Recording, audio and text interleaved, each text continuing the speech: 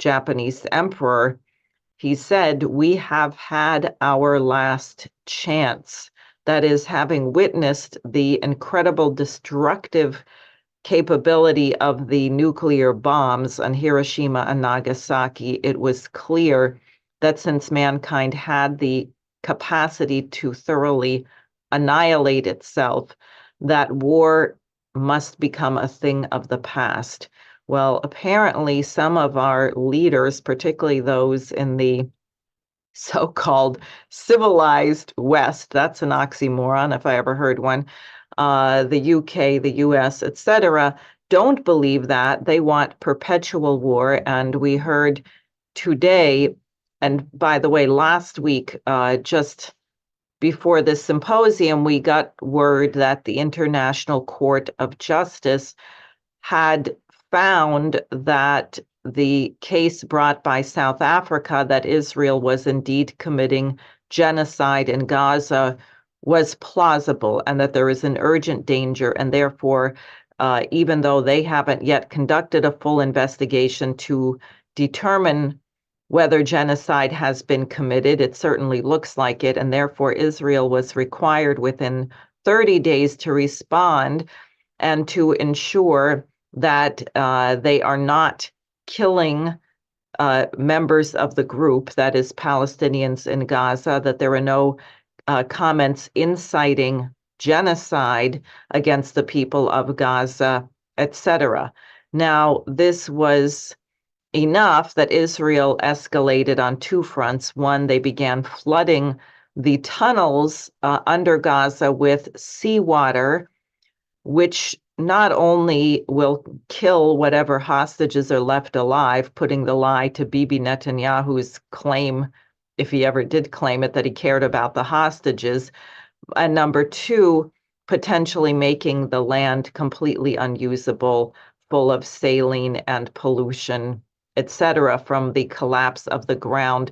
And the seawater, which is very polluted because, of course, thanks to Israel's bombardment and the restriction of aid coming in, there's no sanitation. We were told by a doctor last week on the International Peace Coalition phone call that in Gaza right now, there's one toilet per 500 people, which means that people can't get to the toilet. There's not adequate water, so children are rushing to the sea to poison themselves drinking the polluted salt water there. And the death toll is now surely over 30,000 people, but probably much higher if you add in people who have died of disease, dehydration, starvation related to this onslaught. The other escalation was that Israel claims that 12 employees of the UN Relief Works Association, which employs 13,000 people in Gaza, that 12 of them supposedly were involved in the October 7th Hamas attack. The UN immediately fired the nine people they could locate of the 12 in question. Apparently a couple are dead or whatever. There's an investigation ongoing, but that wasn't sufficient. You have now 13 nations, including the United States, cutting off all aid to this association, this being the only association that is delivering food, medical supplies in a very limited way, as much as they're able, to the people in Gaza. So this really is barbaric. So rather than slowing the killing, they are making efforts to escalate, perhaps because they feel that the end is near. So in the middle of this, 3 American soldiers were killed in a drone attack on a Tower 22, a military base, which sits right at the border of Jordan and Syria, and this has resulted in Biden's decision to hit 85 targets in Iraq and Syria. Now, various people are saying that these were largely warehouses, that it wasn't done to kill a lot of people. Biden doesn't want to escalate, but 85 targets, And why is our military there? Iraq doesn't want us there. We have occupied 1/3 of Syria. So who is the United States to complain about the so-called Russian invasion of Ukraine, which is also a completely different, I mean, Ukraine had been part of Russia at one point. There's a whole Russian-speaking population. The United States is a few thousand miles away from Syria. There are not a lot of Americans, English-speaking Americans living in Syria that I'm aware of that were being persecuted or something. It's a complete sham. And our troops should have been gone from there long since. They should not be in Iraq. The Congress has not declared war with these countries. So what you see is the potential quickly sliding into wider war. We also have potentially a constitutional crisis in the United States over the southern border, where it is absolutely the case that the Biden administration has done nothing to secure our nation or to have any kind of orderly procedure where people are cared for, vetted, and allowed in some kind of orderly fashion, but are being brought in willy-nilly, are being used for the laundering of massive amounts of money. Supposedly, bus companies are getting paid $1,400 a seat.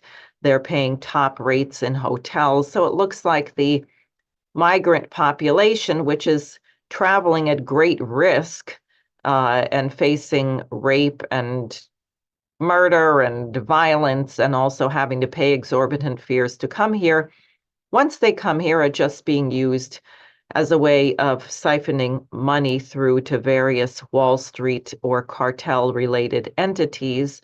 And of course, the American people who are suffering because we've been bailing out exactly these entities are being displaced or put at disadvantage. And the news media is covering this in the most incendiary way possible so as to pit everybody who is suffering from the policy against each other. God forbid that they would ever identify BlackRock or a bunch of billionaires as the cause of this.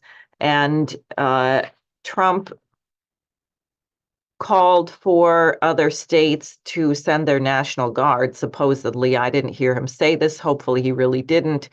To go to Texas. This is all just insane. It's a trap. The policy has to change. It has to change from above. It has been my point that the biggest problem, in a sense, in the United States is that the American people have become very distant from the founding principles of our republic.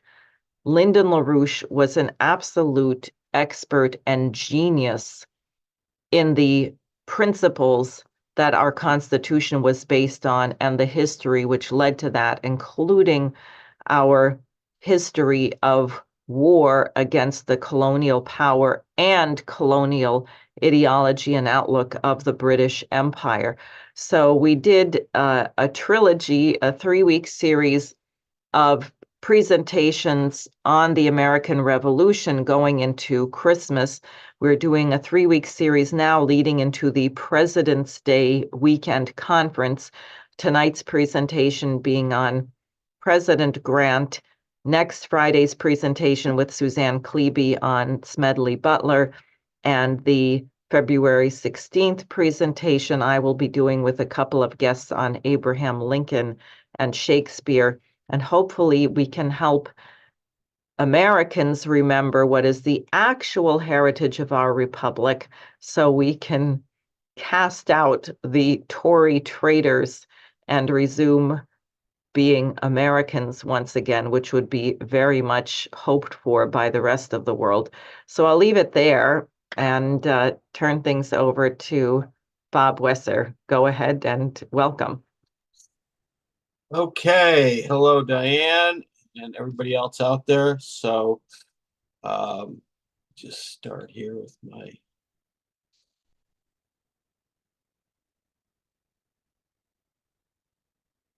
okay. So to form a more perfect union, I'm starting with this map. This is an American map. If it looks like the Belt and Road Initiative, it should, because that's what the United States, this is in 1890, used to represent. The idea was we'd have railroads going across, there'd be some kind of transport across the Bering Strait here. We would link up with China, with Russia, all peaceful economic development, win-win economics. So that was the United States' view a little bit more than 130 years ago. Let's see. Oops. There we go. Okay. So I'm going to start with this. These are the two most important conceptions, fundamental principles of the United States. The first one, of course, being from the Declaration of Independence, we hold these truths to be self-evident, that all men are created equal. They are endowed by their Creator with inalienable rights, that among these are life, liberty, and the pursuit of happiness, that to secure these rights, governments are instituted among men, deriving their just powers from the consent of the governed. Secondly, right, after an experiment of the failed Articles of Confederation, we adopted in 1787, the delegates adopted the Constitution, the preamble written by Gouverneur Morris. We, the people of the United States, in order to form a more perfect union, so that's the first injunction, in order to form a more perfect union, and then we can establish justice, ensure domestic tranquility, provide for the common defense, promote the general welfare, secure the blessings of liberty to ourselves and our posterity. We are therefore ordained this Constitution. And I want to stress this. This is very important now, and I'll come back to this. But the question is, so what does this mean for the world? What's the United States, this new revolutionary form of government? What's our relation to the world?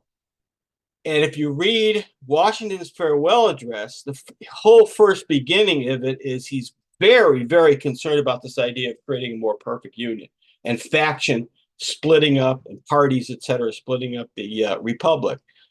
Then toward the end, he gets to the question of what's America's role in the world. Here's what he says. He says, the great rule of conduct for us in regard to foreign nations is in extending our commercial relations and to have with them as little political connection as possible. Harmony, liberal intercourse with all nations are recommended by policy, humanity, and interest. Even our commercial policy should hold an equal and impartial hand, neither seeking nor granting exclusive favors or preferences, consulting the natural course of things, diffusing and diversifying by gentle means the streams of commerce, but forcing nothing. Very interesting, right? So we're diversifying by gentle means the streams. It's a beautiful idea, if you think about it, of commerce, but forcing nothing. So now this gentleman, in what I consider to be one of the most important speeches in the history of the United States, John Quincy Adams, which he gives on the 45th anniversary of the signing of the Declaration of Independence in 1821. He knocks this up another notch. And I'm going to read this whole thing. So this is just part of the speech. Everybody should read this. It's really worth reading. But he says, in the conflict of 7 years, the history of the war by which you maintained that declaration became the history of the civilized world. It was the first solemn declaration by a nation of the only legitimate foundation of civil government. It was the cornerstone of a new fabric destined to cover the surface of the globe. Wow. It demolished at a stroke the lawfulness of all governments founded upon conquest. It swept away all the rubbish, love that, of accumulated centuries of servitude. So all the rubbish and riffraff and aristocracy and all this garbage swept away in an instant.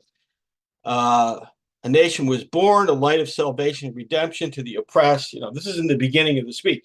And then toward the end, what people remember, the biggest thing people remember is, of course, the following: wherever the standard of freedom and the independence has been or shall be unfurled, there will be her heart, America's heart.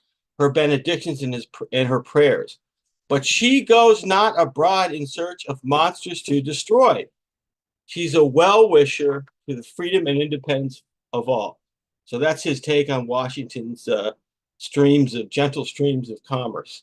Um, so, but again, this idea of a fabric, new fabric destined to cover the surface of the globe. Now, these are not talking points. Quincy Adams, Morse, this guy, Jebediah Morse, John Jay, these founding fathers, others were involved in setting up something called the American Board of Commissioners for Foreign Missions. So we're not going to send delegations and, ships, et cetera. We do that. I mean, there's commerce, but the way we're going to get inside of the world is through these basically multi-denominational missionaries, but their mission is really just to spread the ideas of the American Revolution. Now, I show this map because this is basically one of these schematic things where it shows the populations of the globe relatively of this period. So if you're interested in doing this, where are you going to go? You're going to go where there's the most people. Well, that's the big green blob and the big purple blob and the yellow. This is India, China, Japan. That is Asia. That's where the human beings are. That's where you go. Very interesting. And of course, that's where we go. What do we bring? Printing presses. So between when this started in the 1820s up until 1850, 1,176,831,056 pages are printed. And this is all sorts of things being printed, not just Bibles or something. Actually, I missed a slide here. Oh, yeah, here it is. I wanted to show this because this organization, ABCFM, cut their teeth in America working with Native Americans. Their view is seen in this quote. Jedediah Morse is one of the founders of ABCFM. And he says, the mental quality of the Native American are not in the least inferior to those of the Europeans. They are capable of all, even the most abstract sciences. And if equal care was taken of their education, we would see rise among the Native Americans philosophers, mathematicians, and divines who would rival the first of Europe. So this was their view. They were all involved in creating a written version of the Cherokee language along with the Cherokee Indians. And Morse, ABCFM, and company were virulently opposed to the 1830 Indian Removal Act or whatever it was called. Indian Removal Act of Jackson. So they had a completely opposite view. You don't have to throw these people somewhere in a desert in the West. No, they can be part of the development of the nation. And that was their view of these other countries too. So here you have the operations, and you can see the little green blobs is where we go. And every one of these places has an amazing story to it, which we obviously can't go through. Dan Beach Bradley is the one guy that goes to Thailand, to Siam. Thailand never is the only country in Asia that's never colonized. He brings medicine, printing press. We begin the development of a modern economy in Thailand. Hawaii, Sandwich Islands, right? So initially, the king of Hawaii thought the British were there to help them and protect them, realized once the Americans got there in 1820 that wasn't the case, that they were the enemy. They were out to just colonize them and loot them. So they kicked the British out, embraced the Americans, never became a colony of the British Empire. And then you can see other things. The whole China thing is people that are familiar with my work. You can look it up and read about it. We allied with the Confucian patriots who were anti-British. Of course, you had the Opium Wars going on at that time, and it was very critical in terms of the development of a modern China. And I have the Japan circled. Japanese, since the 17th century, didn't allow missionaries. A whole bunch of them were slaughtered. But We opened Japan in 1858 with Commodore Perry. So that began the development of a modern Japan. So this is beginning to spread the fabric across the globe that John Quincy Adams is talking about. In the United States itself, through the use of national banking, these revolutionary forms of economic development, we have the rapid development in the United States. And I have the bottom, if you look at the bottom right, this is 1850 and then 1860. So you can see huge development of the railroads, especially in the South, which is, of course, the Republicans, the Lincoln people's agenda is we're going to rapidly develop the South to eliminate this British-oriented agrarian insanity based on slavery and to make it a modern part of the United States. So all of this doesn't sit well with the British Empire. And because what's their empire based on? It's certainly not based on, life, liberty, and the pursuit of happiness. It's quite the opposite. It's based on degrading human beings, using them for labor, or just trading them as slaves. The free trade system, you can see here, 95% of cotton processed from the South by slavery is sent to Britain. It's processed, it's sent to India. India pays for it in opium. The British sell the opium in China, right? On the lower left there, you see a slave plantation. Slavery, as people will remember from the presentation that Chris Sayer and Fred Haight did a few weeks ago, was deliberately brought in. It didn't exist in North America. It was deliberately brought in North America in the 17th century by the British to destroy these ideas of which ultimately became the American Revolution. So the British strike back and they attack Russia with the Crimean War. You have the Second Opium War, which in 1860, and of course, the British-backed insurrection and War of the Rebellion in the attempt to destroy the United States, knock the United States out of the equation, end this whole upstart American idea of the dignity of man, etc. We prevail, and this is what I think it's just a great example of the idea of to form a more perfect union. I mean, what better example is it? We defeat this War of the Rebellion, this arm of the British slave empire in the United States. A large part of it has to do with the work of people like Seward in the lower left there, Cassius Marcellus Clay, and their work with the Russians, because the Russians come in on the side of the United States. They make sure that the British and the French don't back the Confederacy, and we win this war. And out of this, of course, is the commander-in-chief of all the Union armies, ultimately. He starts out in the West, Ulysses Grant. And by 1868, he is elected president of the United States. So because you have this interim with Johnson and the impeachment and all that nonsense. But really, the post-War of the Rebellion is Grant.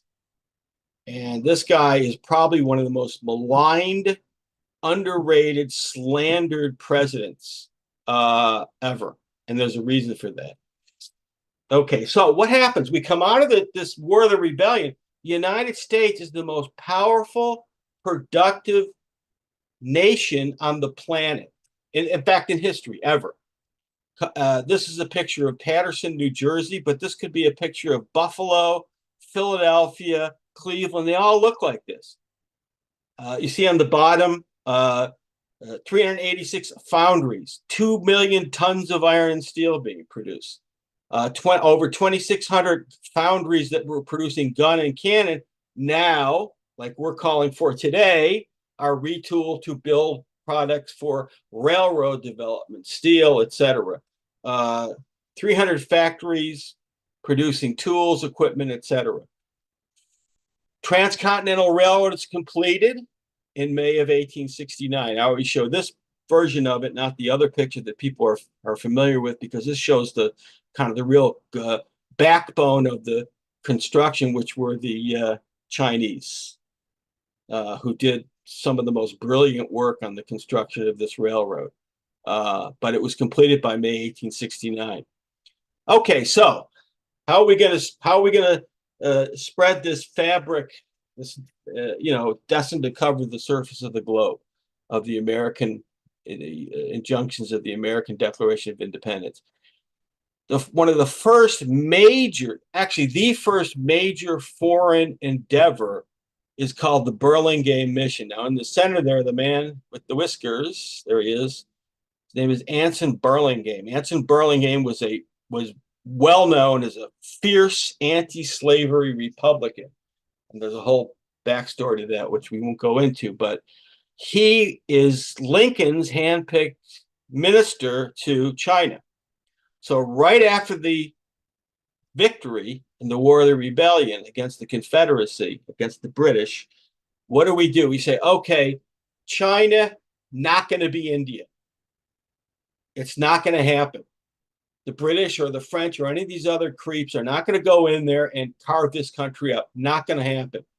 So Burlingame takes the entire Chinese government, which is all those guys there, and it's anyway, and on a world tour, and the purpose of it is to secure a treaty, first in the United States and then in other capitals of the world, recognizing China as a sovereign nation at the level of all the rights of what we call the civilized world.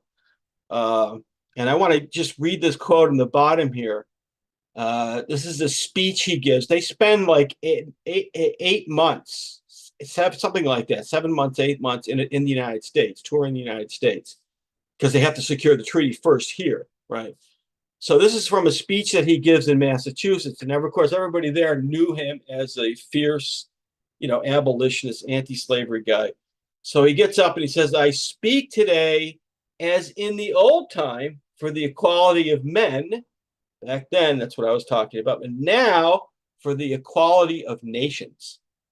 And I'm glad that here there's unanimity. Sorry about that. In favor of the great mission with which I'm connected. So let me just go on.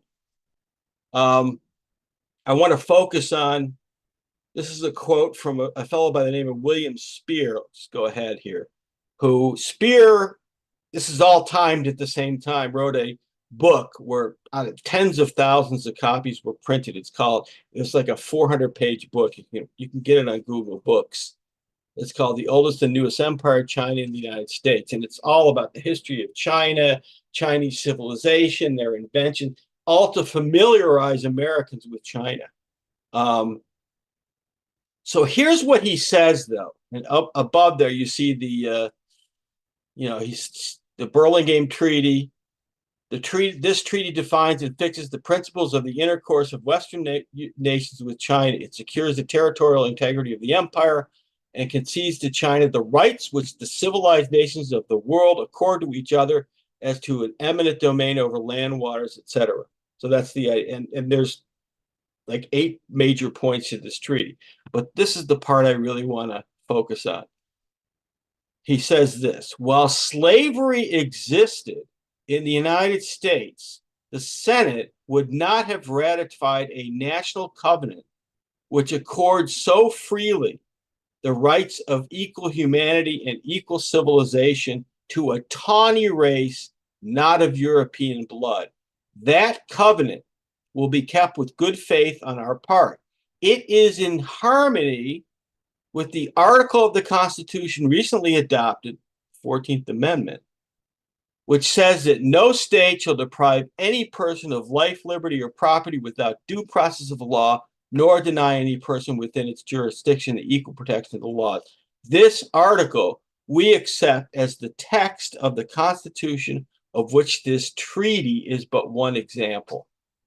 Now, isn't that interesting? If there's any better example of what the creation of a more perfect union can do for the rest of the world, I mean, I don't, So that's what he's saying. He's saying that our victory over the War of the Rebellion, over the Confederacy, this now allows us to up the ante on actually spreading the principles of the American Revolution.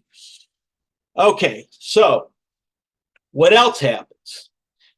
In Japan, exactly in this period, you have the Meiji Restoration, which basically is kind of the pro-Western development faction in Japan. And you can see what their principles are, right? Government based not on public opinion, social and political economy to be made the study of all classes, mutual assistance for the general good, etc.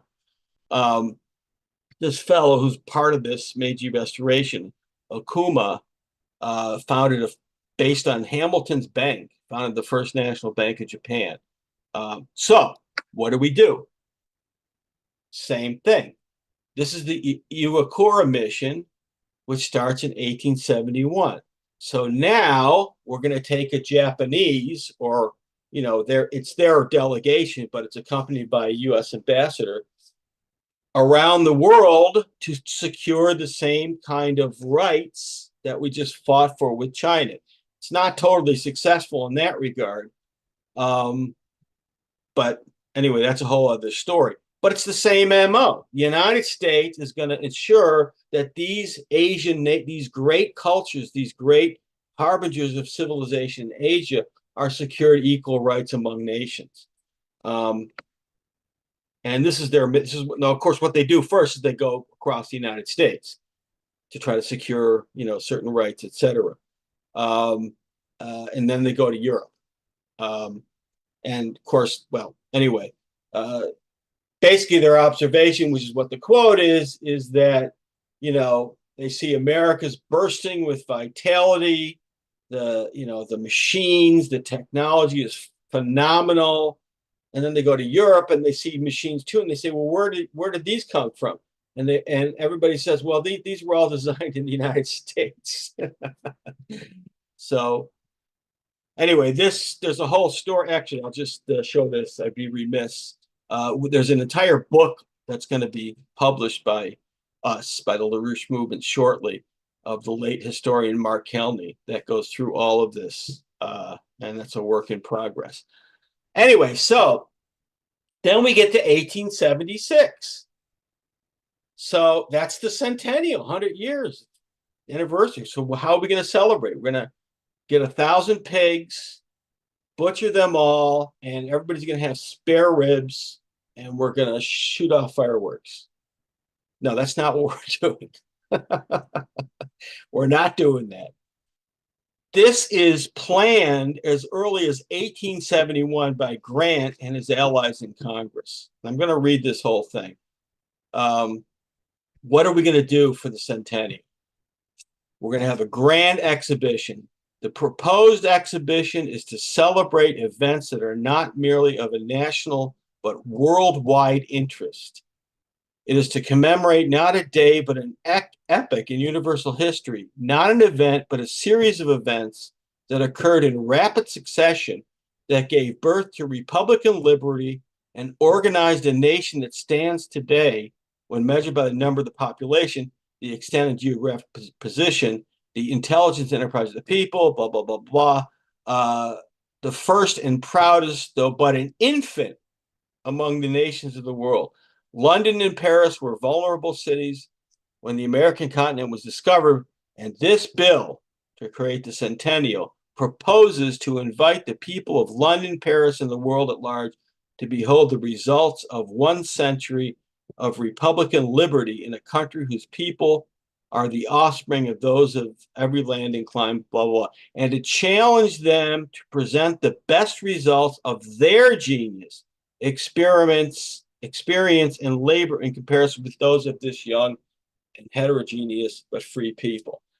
So everybody in the world is invited, okay? Bring your stuff. Show us what you got, all right? It's like a big, show and tell.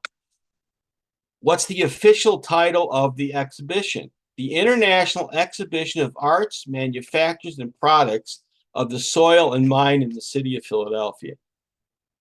So you can see this is huge. This is what today is Fairmount Park in Philadelphia. So this is the main hall. We'll come back to this. It's like basically building a whole city for this exhibition.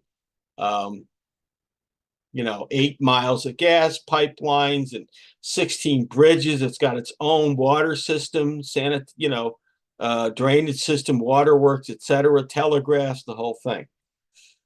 Okay, and now of course I have to start with this because this is the opening ceremony. And you see, now it looks like there's a guy, maybe he's speaking to this crowd here. This is not a crowd. This is a 1,000-person chorus.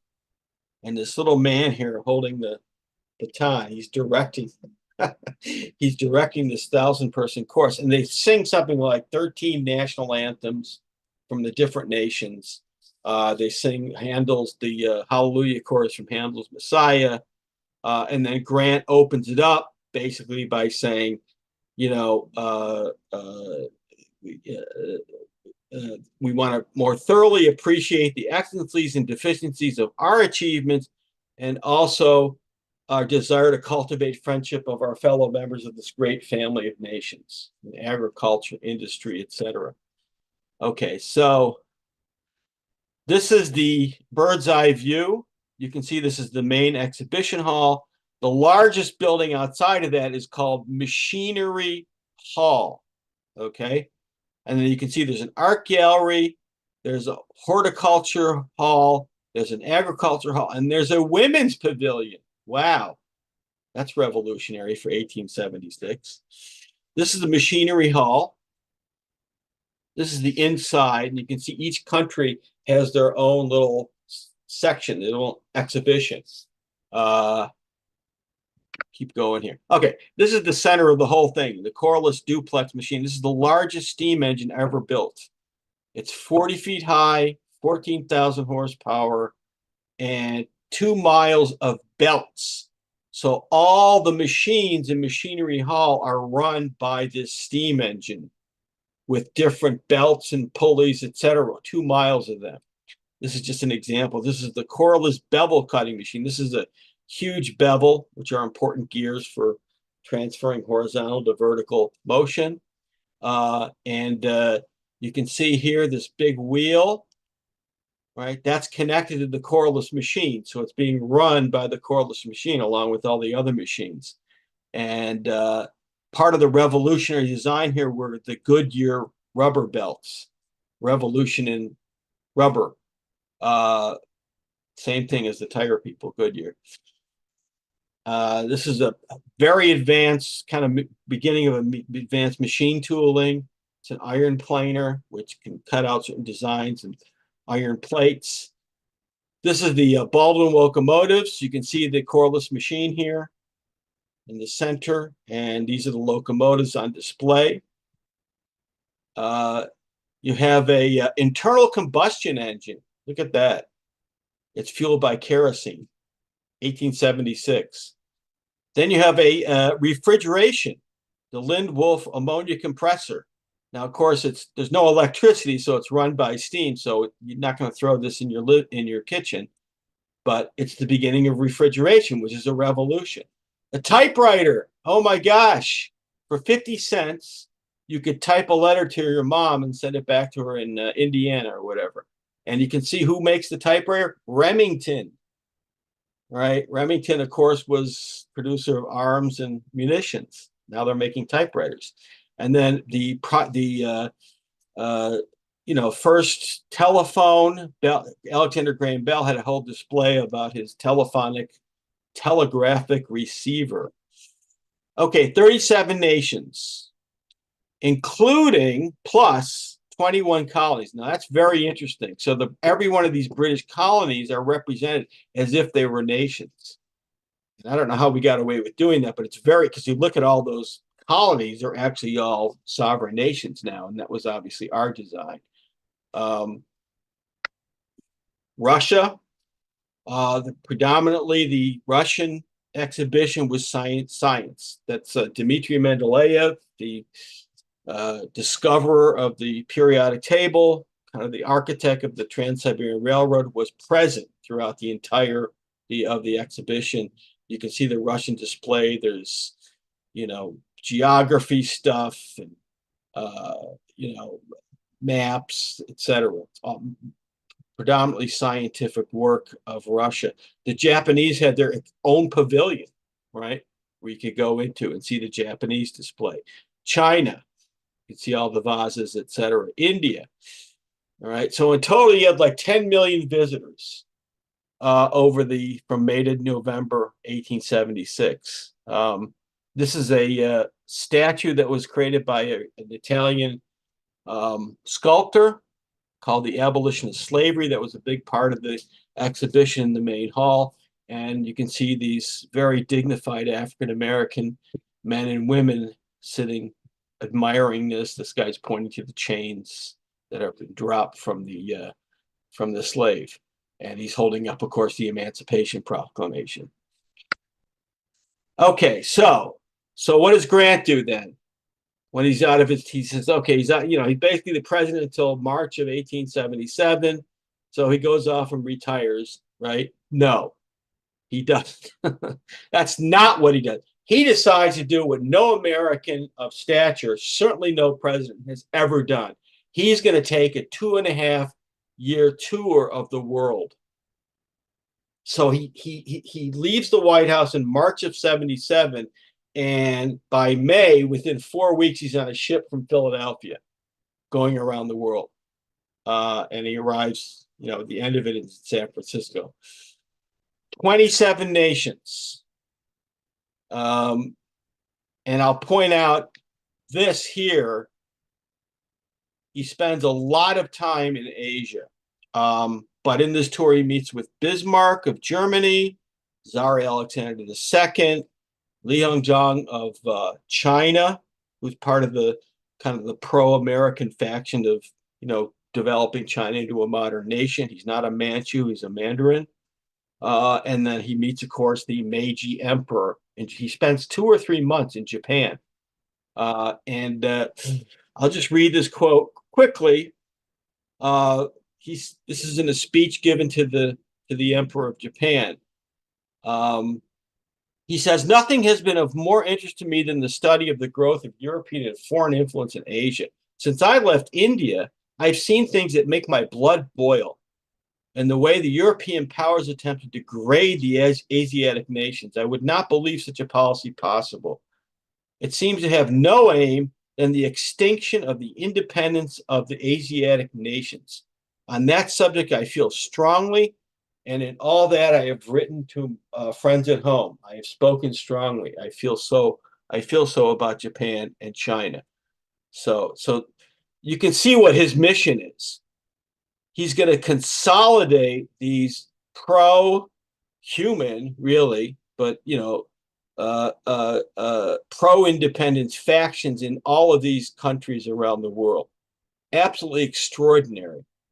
And these idiot historians, these revisionists say, he was the president for 8 years, and he was a general for 4 years, and he's tired, and so he's going on this trip for relaxation. 2.5 years on boats and trains and elephants, and that's not a relaxation trip. He's on a mission to spread the more perfect union that he himself fought so hard to preserve.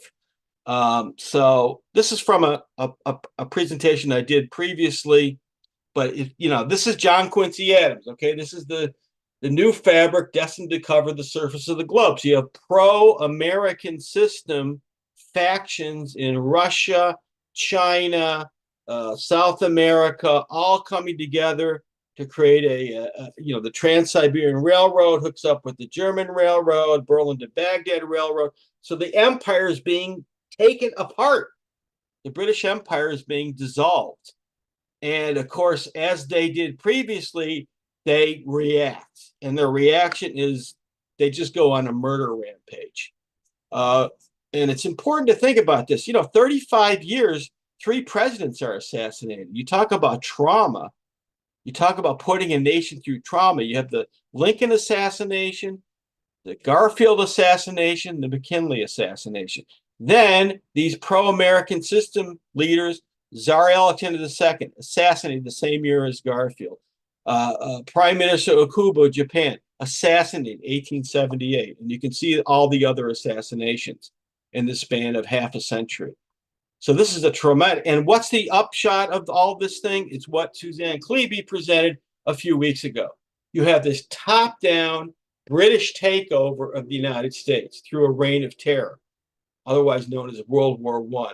So John Quincy Adams' beautiful idea of a Monroe Doctrine, or Washington's idea of the gentle stream of commerce is replaced with the so-called corollary to the Monroe Doctrine, which is Teddy Roosevelt up here, right? We're going to go in there and use our military and beat the crap out of you. And that's my idea of the Monroe Doctrine. That's what people think it is today. It's not that at all.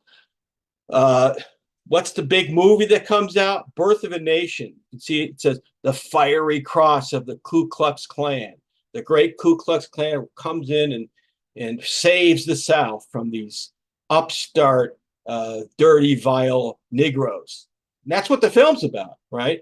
Meanwhile, you have a guy, a German Jew, right, who makes a film on the American Revolution. He's put in jail under the this whatever act that is. I always forget the name of it.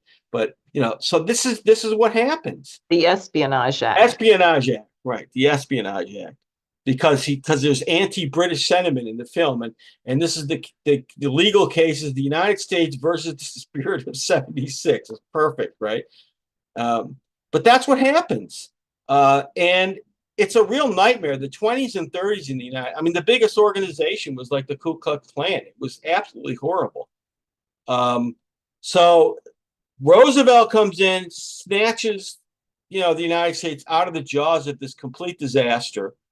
And then in the modern period, who is doing this, carrying out this mission that the Republicans and Grant initiated? It's Lyndon LaRouche. Lyndon LaRouche is everywhere. He's in Russia, India, Turkey, Saudi Arabia, or not Saudi Arabia, but Southwest Asia, Africa, Europe, working with the Chinese, creating development plans for all of these parts of the globe.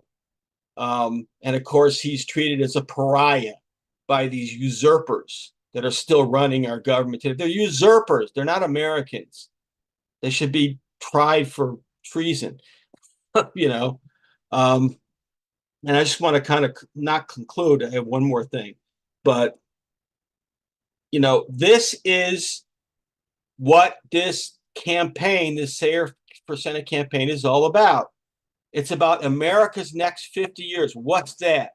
That's the restoration of the intentions of Quincy Adams, Washington, Ulysses Grant.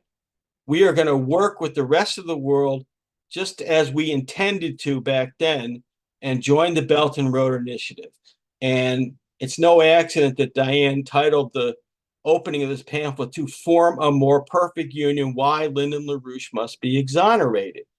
We have to cleanse the United States, finally rid the country of these usurpers, and restore our republic to its original intentions. And I'm going to end with this, and this is the end. On the 200th anniversary of the adoption by the delegates in Philadelphia of the Constitution, LaRouche wrote a wonderful little paper, which you can look up on the EIR website. It's called The U.S. Constitution 200 Years Later. And he's basically saying that the most important passage is to form a more perfect union, because without that, you can't secure life, liberty, and the pursuit of happiness, etc. And then he talks about the fact, and this is still going on, you have people who are saying, oh, this Constitution doesn't work, we probably should have a new one. And so he says the following.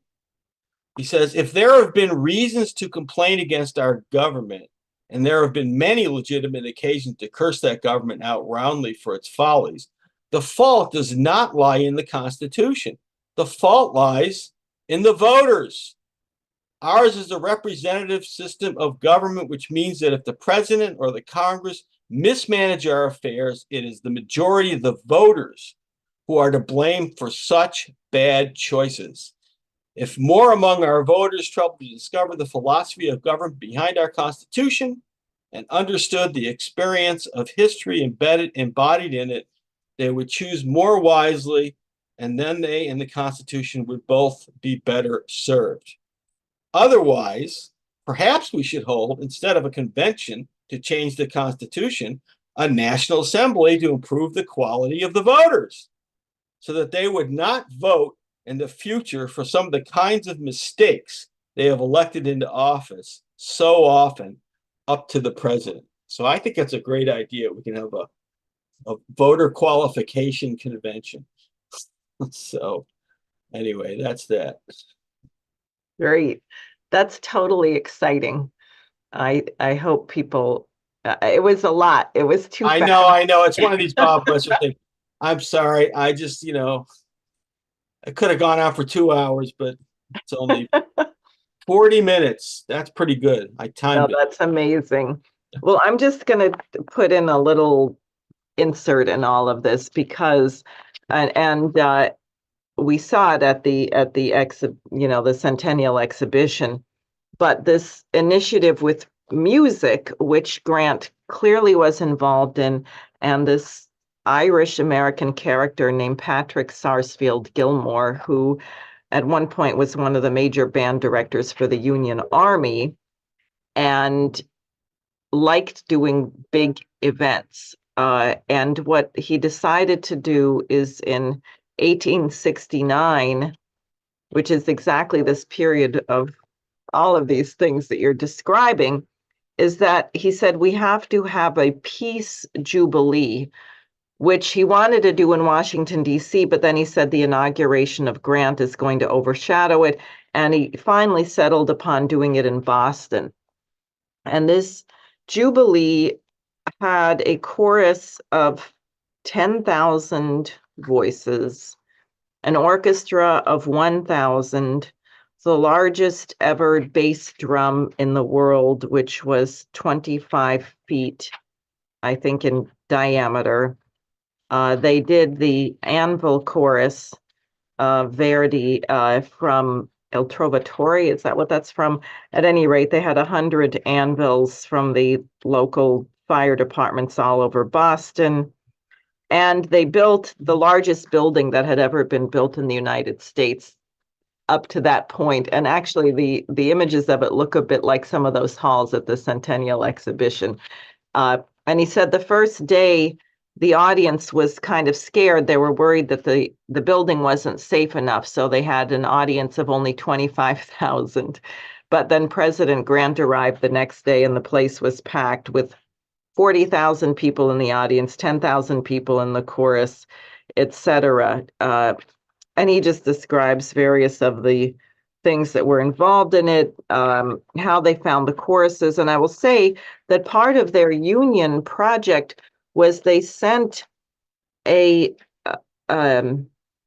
proposal, and I believe they did it through fire departments all over the United States with the specifics on how to create a chorus. And it said you need X number of sopranos, X number of altos, tenors, basses, you need a librarian, you need an accompanist who can read music, and then and we will send you a book. And it included the Messiah, Mendelssohn, various Verdi operas. And they said, use this music to start the library in your town. So as this thing was going on, which was completely just amazing, I just want to read what someone wrote about the event after the fact.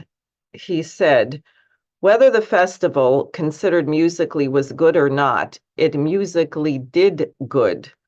At any rate, to all those singers and performers, it has given a new impulse, a new consciousness of strength, a new taste of the job of unity of effort, a new love of cooperation, and a deeper sense of the divine significance and power of music than they ever did before.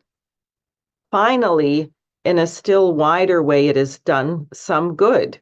It is given to tens of thousands of all classes who were there to hear, and through them to thousands more, to whole communities a new belief in music, a new conviction of its social worth, above all, of its importance as a pervading education and fusing element in our whole democratic life, a heavenly influence which shall go far to correct the crudities, tear down, subdue, and harmonize the loud, self-asserting individualities, relieve the glaring, and for the putting aside egotism of our too boisterous and boastful nationality. Public opinion henceforth will count it among the essentials of the liberal education, which is the birthright of a free American, and no longer as a superfluous refinement of an overdelicate and fashionable few. So part of this giant conspiracy in the world was to make a point that classical music education, participation in choruses was the right of the average individual, the average American, and should be part of just the standard curriculum for every single free person. So I think in the voter education convention that we're going to have to be having, obviously there will be a massive choral process, which everyone is going to have to participate in.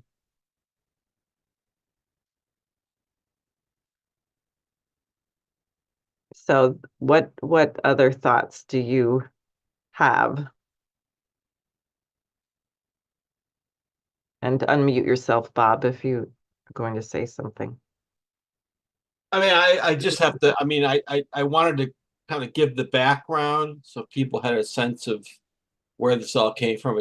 But, you know, Grant, the British hate the idea that these common people like Lincoln or Grant comes from a very poor, I mean, what not, but Midwestern kind of background, very humble person. His father was a fierce abolitionist. He wasn't a great orator, this or that, but he had these ideas of the American, the Declaration of Independence brazen in his soul. I mean, and it didn't always come out in the most beautiful way, but he was completely committed to this idea. And he was probably, he was really the only president up to that point who was actually completely believed that there was no difference in the races. He actually believed that, passionately. And he fought for that. I mean, he did more. And there's a new book that's just come out on this. He was at total war with the Ku Klux Klan to wipe it out from the face. And he was opposed by people in his own party, by these stupid liberal Republicans, not to mention the Democrats. I mean, they really hounded. I mean, he wanted to actually come back from the tour and run again for president. And they basically said, no, we don't want you, And that was kind of like the beginning of this process of degeneration. But, it just shows you that, any American can come from anywhere and decide that they're going to lead the nation and embody these principles. So I think and that's what the oligarchy hates. They just hate this idea passionately. And you don't have to be an elegant speaker and this or that. You can just be a person, and you can, embody these ideas and say, I'm going to fight for that. And that's, of course, what we need today with this, this horrible genocide occurring, and our government's, people that are just people standing up. Maybe you're not going to become the president, or maybe you will. If you're 19 years old, maybe you will become the next president at some point. But I think that's a critical component of this whole story. I think also what you showed about the relationship between the United States and these other nations, and the appreciation for the contributions of the Chinese, that's so critical. Americans can't even imagine that, this idea that the Chinese only can do anything right because they stole it from us. Yeah, quite the contrary. We stole a lot from them.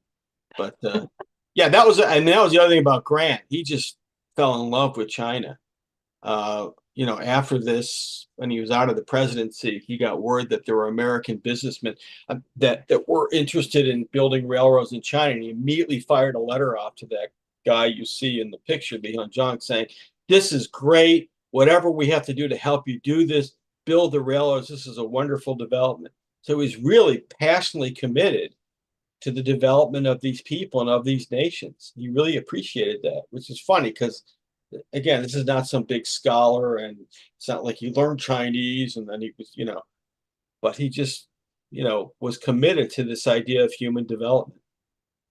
Well, we saw that also in Northern Africa with the deployment of soldiers from both armies to Egypt to build the Suez Canal, help create an Egyptian military, which really was a very important part of the nation. I think why President El-Sisi today was able to liberate his country from the Muslim Brotherhood and launch these incredible programs, including various land grant things, and who is working with Egypt right now but Russia. So I just partly, and you showed part of the pamphlet from my campaign, is that we have to ignite that spark again in Americans. We've come to accept it as normal. And I think part of that was this post-industrial idea where you sit there and you're just a consumer, the consumer economy, you don't produce anything. So you sit there and wait for things to be delivered to you on a silver platter. You have no sense of what FDR called the dignity of labor. Everything is kind of mysterious and magical, and people are not familiar with the satisfaction and joy of actually creating something, producing something which has a tangible benefit to other human beings. And I think if you're not in, go ahead. Yeah, I was just going to say the other thing, the other aspect of this, which I really kind of rethought looking at all this and the stuff that Suzanne presented, it because you've had these periods that are just absolutely horrible. I mean, this is like a generation after Grant's world tour is this 1901 McKinley assassination, birth of a nation, Teddy Roosevelt, the espionage, all of this garbage. But then you had the 20s and 30s, which were horrible, absolutely horrible in the United States and around the world. Fascism comes on the rise, etc. But then FDR comes in and really almost overnight, he sparks this American soul again, and it completely transforms the planet. We had to fight the war, but coming out of it, it's completely changed the planet. And then he dies, and then the stupid British come back again with the Cold War, and then Kennedy comes along. He sparks this. They kill him, right? And then LaRouche comes along, and here we are. But in an instant, with leadership and a presidency, this is the whole thing. If the United States restores itself to its soul, which is in most Americans, they don't want to be evil, horrible people and kill migrants. Most people don't want to do that. They don't. That's not in their American DNA, cultural DNA. And so and if we do that in the United States, look at the world. We have the BRICS, we have Russia, China. I mean, we could have the greatest renaissance in the history of mankind. So there's nothing to be pessimistic about. And we don't know how it's all going to work. And we can't say, well, if we do A, B, and C, then D will happen, and then we'll get E. And it's not going to work that way. But if we do this and spark this, we don't know what is possible. And that's the history of the country. It's been these up and downs. And you can very quickly, I think, rekindle this spirit. I agree. I think that's really what they're terrified about. I think that's why they work so hard to censor associates of Lyndon LaRouche, as we see from the shadow banning of myself, Harley Schlanger, Helga Zepp LaRouche, the various publications. And I would urge everybody watching this to please help us break that, including by going to my website and printing out leaflets and handing out hard copies of the literature.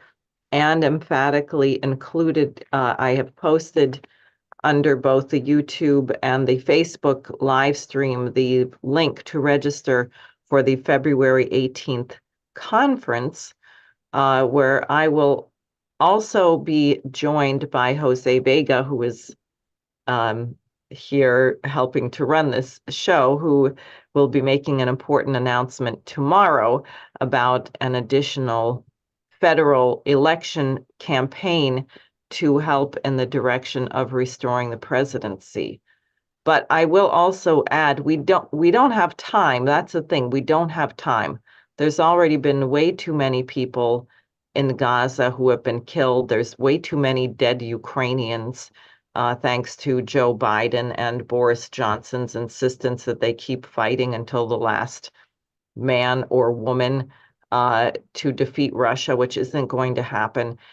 And now that Biden has targeted 85 sites for bombing in Syria and Iraq, which I guess we were busy doing today, supposedly in retaliation for the very tragic death of 3 American soldiers who should not have been there.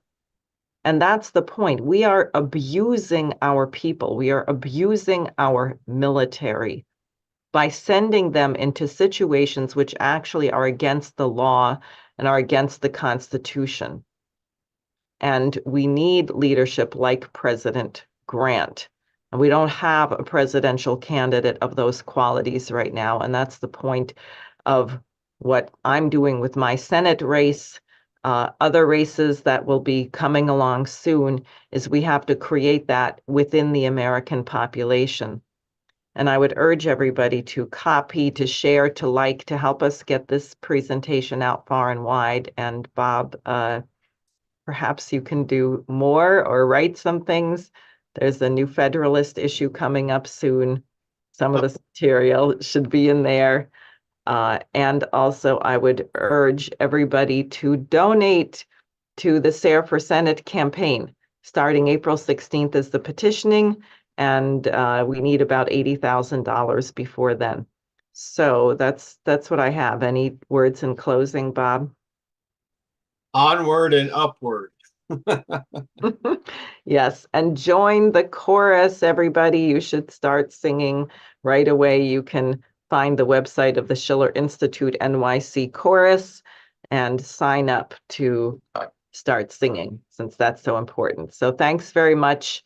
And next week, as I said, we'll have Suzanne Klebe, and we'll be talking about Smedley Butler and his role in saving the presidency of another great American president.